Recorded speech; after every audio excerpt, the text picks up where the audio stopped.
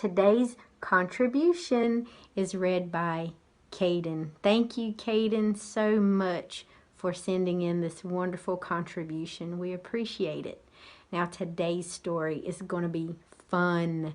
It's filled with secret magical passages, princesses, princes, a king, and all types of mischief. So be sure that you sit really still and you listen carefully as Kayden reads you this story.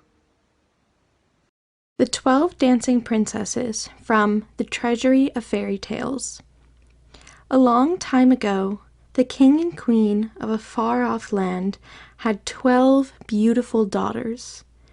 There were 2 sets of twins and 2 sets of triplets. The eldest and the youngest had been born singly. Every night the princesses asked if they might go dancing, but the king always said no. Then he locked their bedroom door for good measure. Each morning the princesses' shoes were all tattered and full of holes, as if they had been dancing all night. Nobody could explain this, and the princesses would not tell.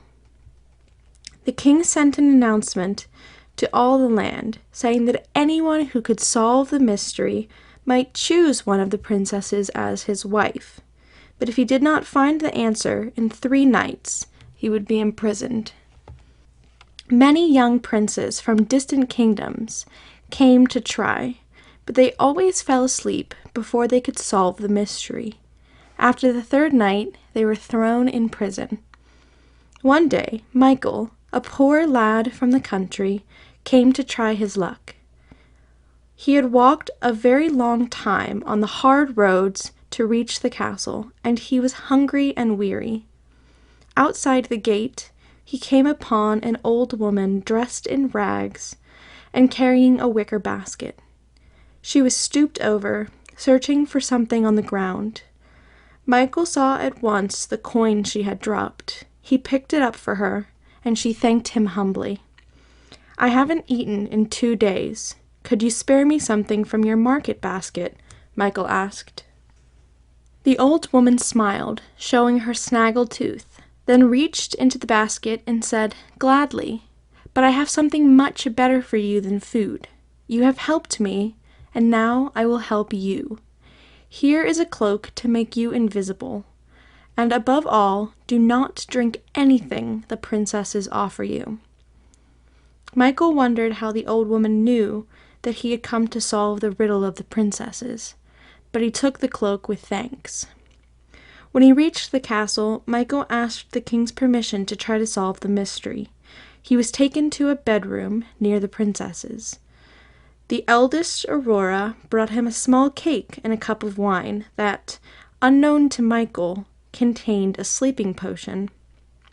Michael ate the cake and, remembering the woman's words, only pretended to drink the wine. Then he stretched out on his bed as if to sleep. The princesses began to dress themselves in fancy clothes. They brushed their curls and decked themselves in jewels, laughing and singing all the while. But Alicia, the youngest, felt something was wrong. "Wait, I fear there is trouble," she whispered. "You only imagine it," said the doubting Aurora. When they were ready, Aurora walked up to one of the beds and knocked 3 times on the headboard. At once it sank into the floor. A long passageway ending in a staircase opened up in the wall.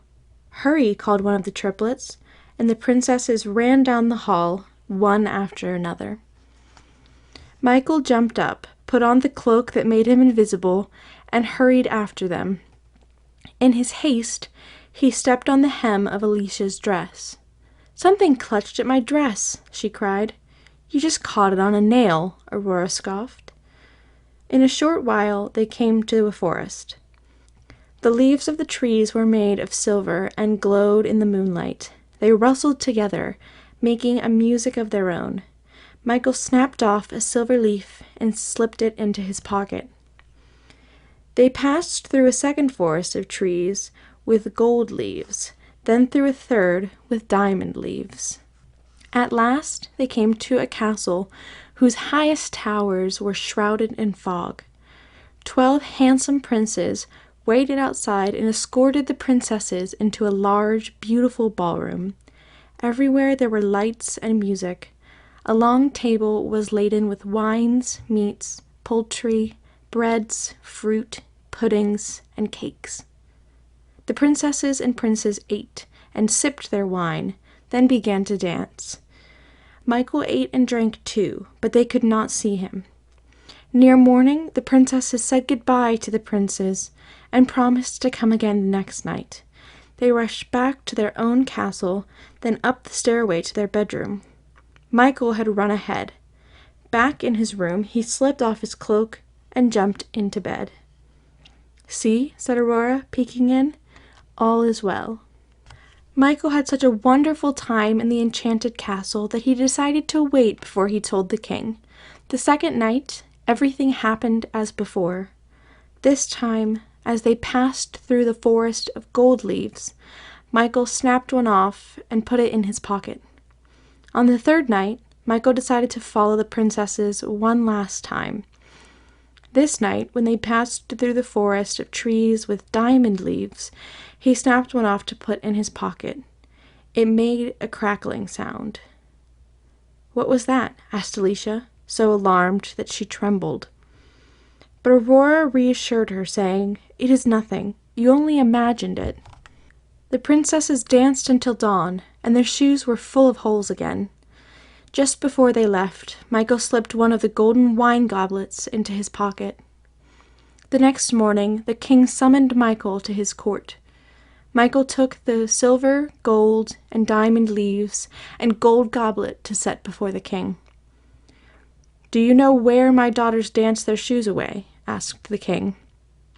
Michael told him about the enchanted castle and the 12 dancing princes. The king called for the princesses to come to him. "Does this young man tell the truth?" the king asked his daughters. The princesses saw the leaves and the goblet and knew they could not deny it. Besides, Aurora was now quite fond of Michael and thought him more handsome than her enchanted prince. "Yes, father, it's true," she admitted. The king said to Michael, "Young man, you have done well. You may choose one of my daughters to be your wife, and someday my kingdom will be yours."